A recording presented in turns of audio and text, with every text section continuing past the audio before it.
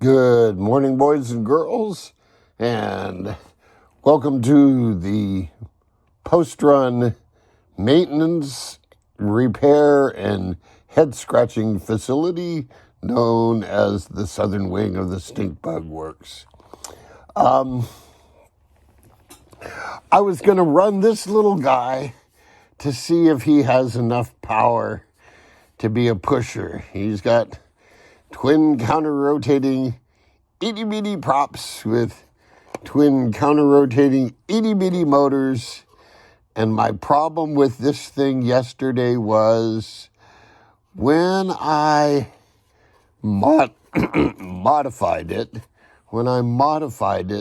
to fit a larger battery, I didn't really securely tie this plug down to something, and it found its way back inside here. And of course, I did not have this specific screwdriver, the only one that happens to fit. And so I couldn't plug it in and run it and test it. So I have no idea if this thing has the power to push some stranded boat out of the way. But I will find out next time I go to the pond. You see, I put a little zip tie there, and that plug isn't going to disappear. This little guy ran good, and I liked the ride attitude, and I'm thinking the motor's pretty much where I want it. Now here, take a look. Sam, and you can see I've got my motor right about where Sam has started his. You can see this little mark right there. That's the top of the top shear web, and the bottom of the motor is just about sitting at the top of that shear web. And I have one angled shim here at the transom. I may add a second angled trim, and that will do two things. It'll raise the prop slightly, but it'll raise it more in the back than in the front, and that should give me a little nose higher ride attitude. It wasn't bad where it was, but I think these things are supposed to fly just a little bit more than I had this thing doing. And what happens is this thing wants to sit level in the water, and the hull moves. This will be fixed, and it's the hull that moves. Doesn't make sense, but, it's a boat. So, by definition, stuff isn't going to make sense. So, that's my plan there. Now, let's talk about the power cutoffs that I was getting. Stand by while I do jet juice.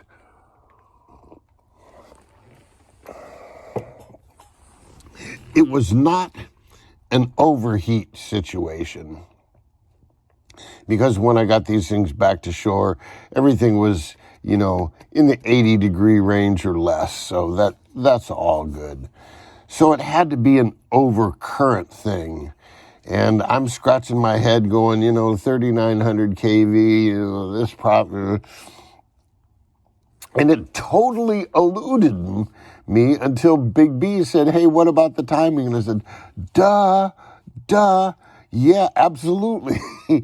Big B, you are 100% right. What about the timing? So I went online to see if this is a delta or a Y wind motor, and there's no information available at all.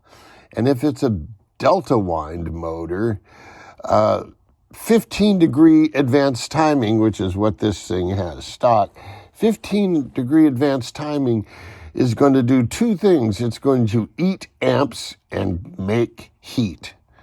It's going to turn amps into heat. Well, those are two things I don't really want to do. So this thing's going to get programmed back to, you know what? I'm going to start at zero timing and see how it behaves, and we'll just go up in steps. So, That motor should be able to turn this prop. Yeah, it's pushing it a little bit, but we'll see. And just because these motors are cheap and it's really easy to replace them, I found this same motor from the same people at 3,200 RPM per volt, where this is 3,900. So I do have a lower KV one on the way. Then there was the Twin Cat. I went to run the Twin Cat and I fired up the motor and one was idling a little bit. And so, I got the trim and it says, okay, good. And I hit the steering for rudder and nothing. It has no rudder. I don't know why. I'll have to look at it today, but I'm thinking of replacing, do I have one here? No. Well, yeah, with this one, you can't see the top of it. This is one of those little digital metal geared servos that has like twice the torque of the ubiquitous, 9-gram servo, and that is what I have in that catamaran is one of these 9-gram servos. So I have a few of these in the servo drawer. It's time to pull one out.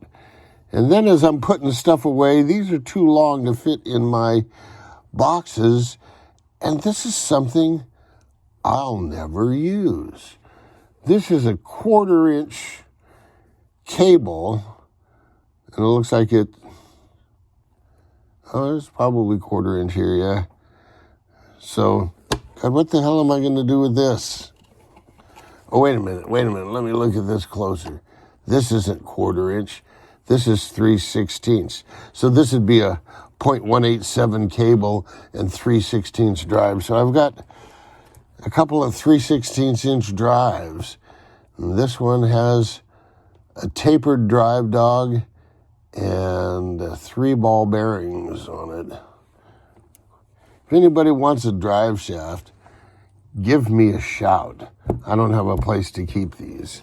And the drive shaft weighs more than that whole damn boat does.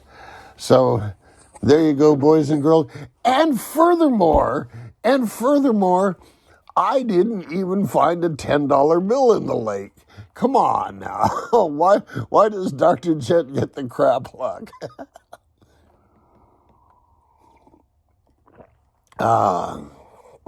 Next time out, I hope to have a little more success and better camera angles. Until then, boys and girls, Jet out. I can't even find the damn. Welcome back, boys and girls. I thought I'd give everybody here a quick update. The programming on the tunnel jet went as planned, no problem. And then I got to troubleshooting the rudder issue on the Twin Cat. And I looked and I plugged a different servo in and it didn't work. And I took out another receiver and I put it in and it didn't work. And so it had to be the transmitter. And I'm looking at the transmitter and going, well, why doesn't it work? And all of a sudden, it dawned on me. Just like the water heater firing up, it dawned on me exactly where I should look. And lo and behold, one of those little gremlins somehow snuck into my radio, unbeknownst to me, and set the dual rate on the rudder to 0. Oh, those damn little gremlins, where do they come from? So now I have rudder. I can take it out. This boat, I ran it on this little 1.5 milliamp our battery, and I got a low voltage cutoff, and so next time it'll have to run on at least 2.2s. I might order some new ones. Maybe it's time for me to get some batteries from SMC, just because. So I think he has batteries in this size and capacity. Another thing too, this battery tray that comes with this boat, this battery tray is not recommended by Dr. Jet.